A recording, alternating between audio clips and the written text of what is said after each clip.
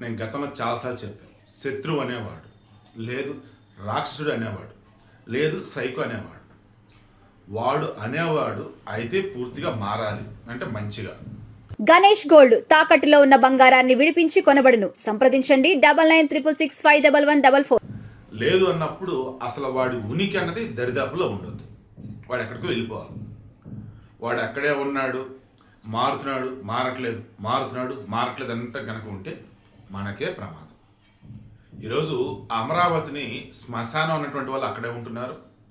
అమరావతి రాజధానిగా వద్దన్నటువంటి వాళ్ళు అక్కడే ఉన్నారు. అమరావతిని ఏకంగా దేవతల రాజధాని అని చెప్పేసి దానిని గొప్పగా నిర్మాణం చేసుకుంటున్న వారు అక్కడే ఉన్నారు. ఈ మూమెంట్లో అక్కడ జరుగుతున్న కొన్ని వరుస ఘటనలు నిజంగా నాకైతే చాలా చాలా షాకింగ్ అనిపించాయి. ఎంత షాకింగ్ అంటే మొన్న మధ్య వెలగపూడిలో ఎల్ఎన్టీ వాళ్ళని హెచ్డిపివి పైపులు కాలిపోయినాయి. ఇప్పుడు ఒక గూడౌన్లో ఒక సరుకు అనేది ఉంది. అక్కడ ఎలక్ట్రిక్ షార్ట్ సర్క్యూట్ జరిగి ఏదైనా అగ్ని ప్రమాదం జరిగిందంటే ఒక ఎత్తు. ఓపెన్ ప్లేస్లో ఉన్నటువంటివి తగలబడ్డాయి అంటే దాని అర్థం ఏంటి? ఎవడో తగలబెడితేనే కదా. ఎవడు తగలబెడతాడు? అంత అవసరం ఎవరికి ఉంది? ఆ పైపుల కంపెనీ ఏమన్నా వాడికి ఇవ్వాల్సిన డబ్బులు ఇవ్వలేదా? లేదా కాంట్రాక్టర్ వచ్చేసి వీడియో మోసం చేశాడు? ఏంటి అసలు ఇది? దాని మీద ఒక కమిటీ వేశారు. ఇంకా కమిటీ రిపోర్ట్ కూడా రాలా. నిన్న తెల్లవారుజామున అంటే సోమవారం ఎర్లీ మార్నింగ్ అనుకోవచ్చు. ఏకంగా రాయపూడిలో హెచ్ఓడి క్వార్టర్స్ అన్నమాట. అక్కడ ఈ మెగా ఇంజనీరింగ్ వాళ్ళవి భారీ పైపులు 5 నుంచి 10 కోట్ల విలువ చేసే పైపులు అంటారు. వాటిని తగలబెట్టారు. ఎవరు అసలు ఇదంతా చేసింది? మరలా విచారణ చేసుకుంటూ పోతారా? దానికి బాధ్యులు ఎవరు అని పట్టుకొని లోపలేరా అంటే ఎవరినైనా పట్టుకోవాలి? ఎలా పట్టుకోవాలి? ఇప్పుడు ఒక క్లోజ్డ్ రూమ్ అండి, సీసీ కెమెరాలు ఉంటాయి. అది క్లోజ్డ్ రూమ్ కాదు, ఓపెన్ ఏరియా. సీసీ కెమెరాలు ఎక్కడంటే ఉంటే పెట్టవచ్చు. సరే ఉంటే పెట్టవచ్చు. ఎక్కడ పెడతారు? ఇంకా కన్స్ట్రక్షన్ కూడా పూర్తిగా అయినటువంటి నిర్మాణాలు అవి. కన్స్ట్రక్షన్ జరుగుతూ ఉన్నాయి. కన్స్ట్రక్షన్ జరుగుతున్నటువంటి చోట సీసీ కెమెరాలు పెట్టడం అంటే అంత మించి దరిద్రం దౌర్భాగ్యం ఉండేది. అంటే తప్పదు, పెట్టాలి. ఇప్పుడు సిచ్యువేషన్ అలాగే ఉంది. ఇప్పుడు కనుక ఉపేక్షిస్తే మరిన్ని జరిగే అవకాశం అనేది ఉంది. మీకు బాగా గుర్తుంటే గతంలో ఇదే అమరావతిలో చెరుకు తోట తగలబెట్టారు. అసలు ఎవరు ఈ రకంగా తగలబెడతాం, కోయటం ఏందిరా అంటే నందిగం సురేష్ ఎవరు వైసీపీ మాజీ ఎంపీ వాళ్ళ టీం ఏదో అన్నారు. అది అంతా ఏంటని చూస్తే అదో పెద్ద కుట్ర మరల.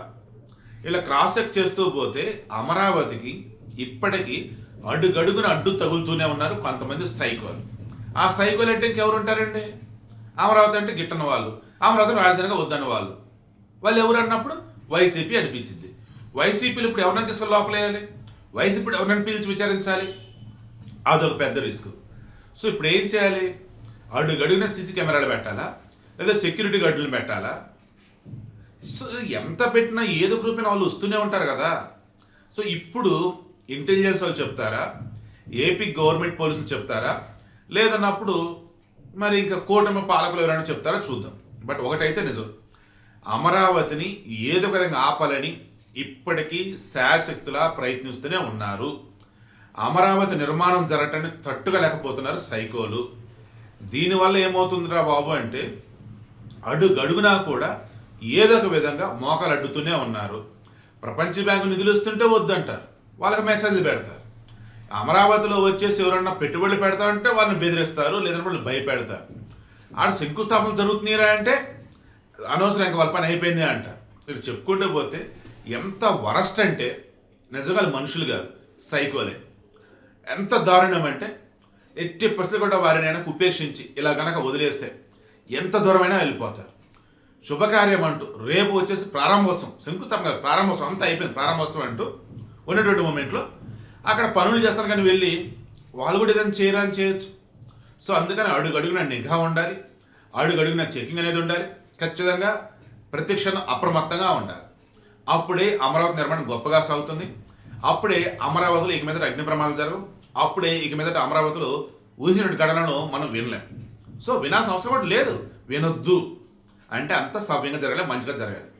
చంద్రబాబు గారికి రిక్వెస్ట్ చేసిన, సార్ దయచేసి మొన్న వెలగపూడిలో, నిన్న రాయపూడిలో ఎవరు ఈ అగ్ని ప్రమాదానికి కారణం ఒకసారి క్రాస్ చెక్ చేసి ఎంత వీలైతే అంత త్వరగా వాళ్ళని పట్టుకొని లోపలేండి సార్.